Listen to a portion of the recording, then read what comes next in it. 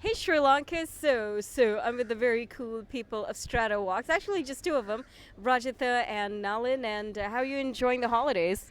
Well, I'm happy to be back in Sri Lanka. It feels great, and there's a lot that has changed over the past year, and I'm still taking my time to explore the place, and I feel great. Yeah, it's been great so far. Nothing really special has been going on. Just chilling with my family and all. Yeah. No new music in the making while you're, enjoying the holidays? Well, we haven't really actually. Yeah, there's a song that is in production, but it's been in production hell for quite a while.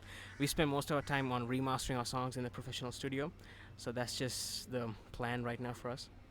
So I mean, we made like 40, 50 songs, so we're kind of selecting our favorites and just having them remastered so people can listen to them in a much better quality. So that's the plan. So what's with the name Stratovox? Um, oh boy, this is That's exactly. something that Rajita can only answer. Yeah, it's well, it started with two things. Strato actually comes from our love for Stratocaster Fender guitars, and so we took the word Strato. Vox actually comes from a cartoon that we used to watch called Jimmy Neutron, Boy Genius in Nickelodeon. He has his underground lab, and the AI, the artificial intelligence in that lab, is called Vox. So we took the two and two together, Strato Vox, and put them together. So Stratovox. So how would you describe your kind of music? Because man, it's just so 80s reminiscent sometimes. Um, it's just the influence, I guess. I mean, we listen to a lot of artists from 80s and 90s. Like we have our own favorites, and when we make the songs, like we don't think, okay, we gotta make this which sound like 80s or 90s. It's just the instruments and the sounds that we use kind of contribute to that sound. And at the end, and after the track is done, we realize, okay, this kind of has this sound, and that's just how it's done. I mean, we don't try to force it. We never force it. It just automatically happens. I guess it's just if your influences kind of take over, and that's just how it is. Like for me, the way how I see when come to making music, I kind of do everything by accident. So when I mess things up, I'm like, okay, so I screwed up at this one point, so I take this part off and make something better out of it. And It's all improvisation. yep, It's always that's pretty much it. improvisation. Improvisation. And yeah, with this improvisation comes creativity, and therefore, boom. Boom, it is. Yeah. Also, so you guys had two hits on the radio this year, Soul Rhythm and Right Here. How did you feel about the success? We didn't. We didn't. We were actually surprised, and we were actually happy about it because all this time we never really reached out to anyone. So finally, we are reaching out, and we're seeing a response, and we're really happy about it. And we just hope that we can make a lot more songs in the future, and people will come to appreciate them. So that is the plan for us right now. Yeah, so like for someone that started music when we were like 16 or so. I think it's still going to school. Yeah, we were still going to school, and we just made this like a couple of while back, and then once we remastered it and getting it into the top two is like, wow, It's like pretty amazing. we didn't expect that. We just didn't expect it to happen, and it just happened, and we are really happy about it. And we would like to thank you, Yasmin, because you were the voice. I mean, We just got into the radar because of you. yeah, Yeah. you were the one who Well, put us on the radar. Fans also must thank fans. Yeah, we'd like to thank them too. I mean, like we have our friends and family for supporting us, and we're grateful for them who stuck by us. I mean, we're not that big, and I think of the people that know us, they don't really know that we do music. But for those who do, I mean, they support us, and we're grateful for them. And we just hope that they come to like the music that we make. So what's next for you guys? Well, we have our plans. So to this day, I guess it's almost been 5 years now, 4 or 5 years Yeah, making 5 music. years. So we made close to about 40, 50 songs, and we have curated a list of songs that which we like and we consider our best. It's pretty much, I would say, a debut album. But our future plan is to get signed onto a record label because we've been doing this for some time and we have not signed onto a record label, and we want to know if our music has a chance out there in the world, and that is the plan. In 2018, we want to get signed onto a record label. Nice. And two singles down on radio. What's the next single to be dropped? Well, it might be a remix. I'm not gonna say much. It might be a remix for a movie theme song, and that's all I'm gonna say right now. It's classified. Yeah, no comments right there.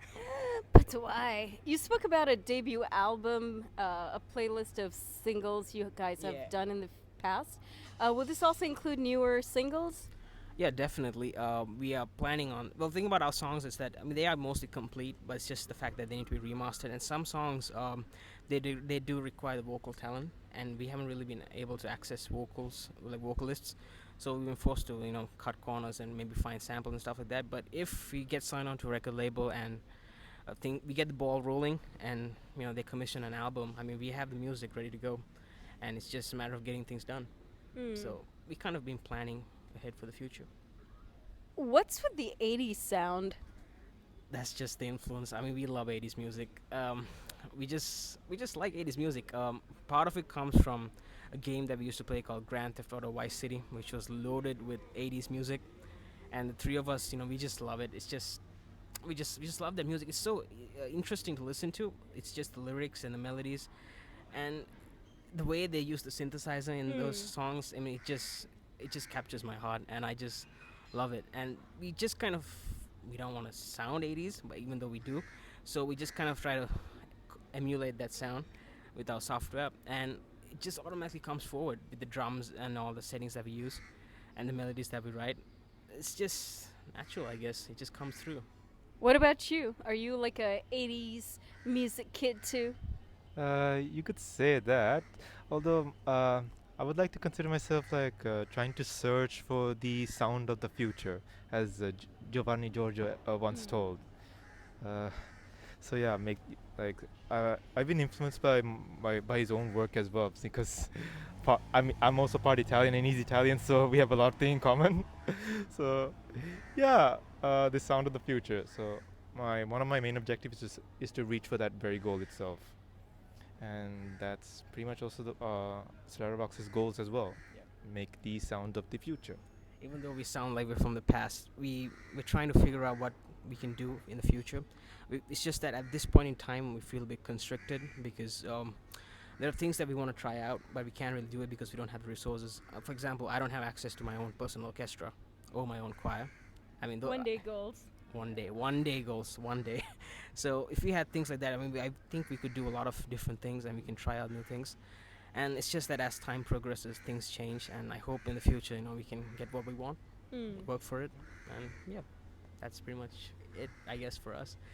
But it's a bit complicated. The thing is, the three of us all have different tastes in music, so when we come together to make a song, there's like so many ideas that come in, and we just kind of like cancel out and see what fits in. I wouldn't say we argue a lot, but it's just sometimes something works, sometimes things don't work, but sometimes if one of them gets angry, they're gonna find a way to force it in, like they're gonna force it into the song. But in the end, it just works out, and like I say, we do a lot of improvisation on our songs, and that's Yeah, wait, so now you know about Stratovox. Go hunt them down. They're all over SoundCloud. And yeah, El's theme, the remix. That's one of my favorites. What would you say is your favorite production?